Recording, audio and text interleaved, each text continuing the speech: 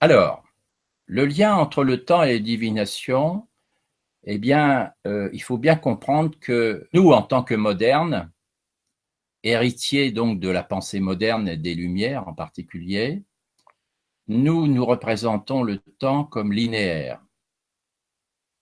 Alors que dans le monde des runes, le temps n'est pas linéaire.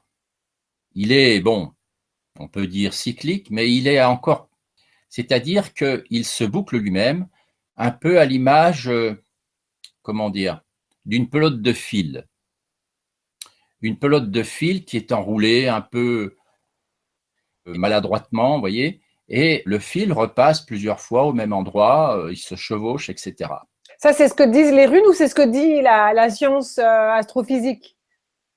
Non, c'est pas l'astrophysique, c'est ce que disent les runes, et c'est une image qui m'est venue pour bien comprendre que en se bouclant lui-même, en se bouclant sur lui-même, le temps, même s'il est représenté par un fil, mais le fait qu'il se boucle sur lui-même permet des retours en arrière.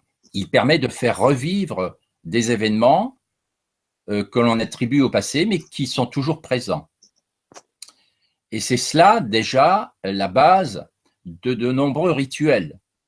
De nombreux rituels, par exemple, Mircea Eliade, un historien des religions, a bien montré que la plupart des rituels, comment dire, de refondation et de guérison, ils étaient basés sur la faculté de remonter à la cause, c'est-à-dire de revivre au présent ce qui a provoqué l'incident ou la maladie ou quoi que ce soit.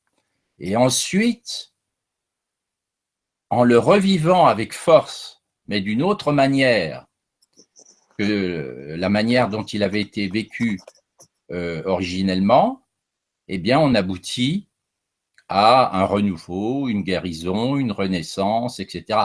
C'est la base aussi de tous les systèmes initiatiques. Et psychologique aussi. Et psychologique Ouais. aussi, oui, parce que effectivement, la psychanalyse repose en partie là-dessus.